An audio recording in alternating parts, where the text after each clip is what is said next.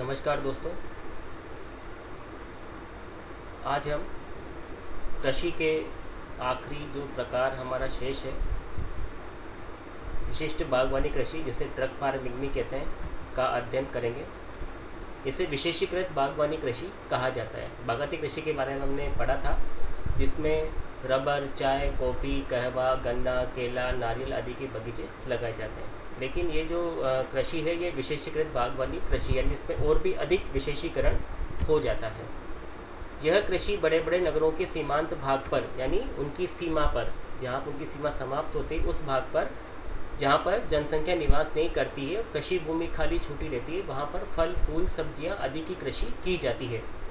इस कृषि को ट्रक फार्मिंग के नाम से जाना जाता है। तो ट्रक फार्मिंग इसलिए कहते हैं कि नगरों की सीमाओं पर यह कृषि की जाती है और ट्रकों के द्वारा आसानी से, शीघ्रता से इससे परिवहन करके मुख्य बाजारों तक पहुंचा दिया जाता है, इसलिए इसे ट्रक फार्मिंग के नाम से जाना जाता है। इस प्रकार की कृषि यूएसए, यूरोप, ऑस्ट्रेलिया के बड़े नगरों के समीप के भागों में की जाती है। लेकिन वर्तमान में इस प्रकार की कृषि विश्व के लगभग सभी बड़े नगरों के समीप की जाने लगी है। तो इस कृषि का उद्देश्य ये होता है कि नगरों को फल, फूल, सब्जी आदि जो पदार्थ हैं वो उपलब्ध हो सकें, और नज़दीक होना भी आवश्यक है, क्योंकि अधिक दूरी से परिवहन इनका संभव न हो पाएगा।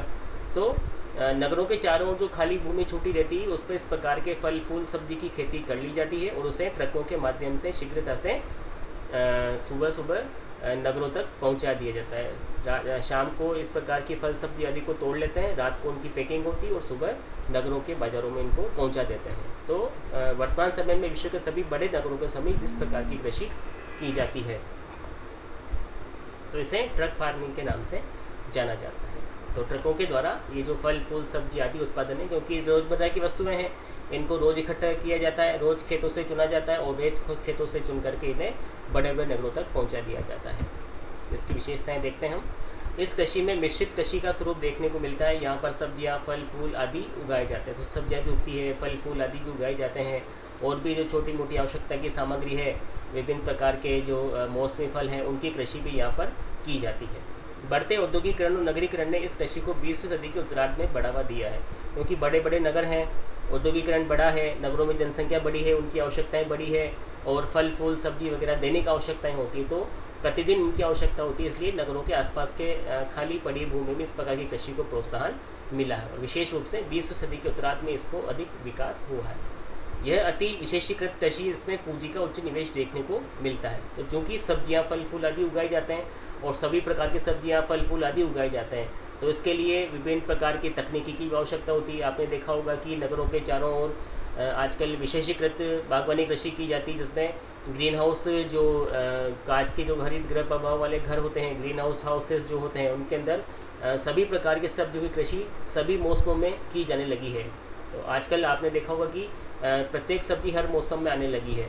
तो ये सब किसकी वजह से है? ग्रीन हाउसेस जो होते हैं, कांच घर जो होते हैं, उनकी वजह से जो सब्जियां हैं वो विशेष तापमान उत्पन्न करके, उनमें विशेष परिस्थितियाँ उत्पन्न करके उन कांच घरों में पैदा कर ली जाती है। तो अति विशेषीकृत कृषि है और पूंजी का उच्च निवेश यहाँ पर होता है, क्योंकि अधिक तकनीकी चाहिए।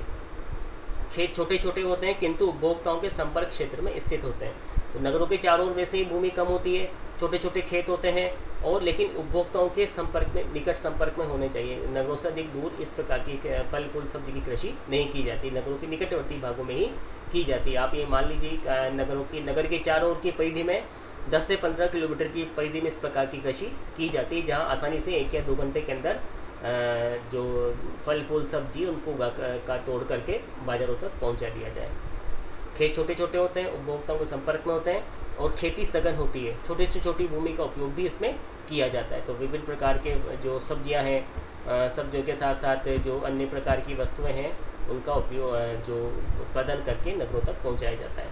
सिंचाई का प्रयोग होता है, क्योंकि प्रतिदिन उत्पादन है तो सिंचाई की आवश्यकता होगी। सब्जियों को कांच घरों में भी उगाया जाता है। जो सब्जियाँ, मान लीजिए किसी सब्जी का मौसम नहीं है लेकिन बाज़ार में उसकी मांग है, तो उसे विशेष तापमान उत्पन्न करके कांच घरों में उगाया जाता है।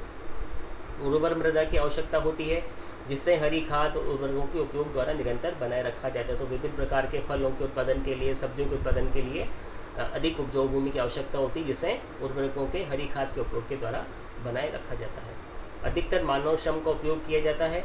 वर्तमान में इस कृषि को पश्चिमी यूरोप और उत्तरी अमेरिका के औद्योगिक क्षेत्रों में फैक्ट्री फार्मिंग के रूप में विकसित किया जा रहा है। तो वहाँ पर इस कृषि में और अधिक तकनीकी का समावेश किया जा रहा है ताकि इनको सीधे ही फैक्ट्री में ले जाया जाए, जहाँ से प्रशीतीकरण के द्वारा इनको पैकिंग करके इस प्रकार से इनकी पैकिंग की जाती है कि लंबे समय तक ख़राब नहीं होते और लंबी दूर तक इनका परिवहन किया जा सकता है। तो देखिए सब्जियां वगैरह उगाई जाती है और इस प्रकार के जो काजघर होते हैं, इन काजघरों में कृत्रिम तापमान, कृत्रिम परिस्थितियाँ उत्पन्न करके जो सब्जियां जिस मौसम की सब्जियां नहीं है वो भी उस मौसम में उगा ली जाती है। आज हम इतना अध्ययन करेंगे। ये आपका जो कृषि के प्रकार का जो टॉपिक था वो ये समाप्त होता है। वीडियो को लाइक, शेयर, सब्सक्राइब करना ना भूलें। धन्यवाद।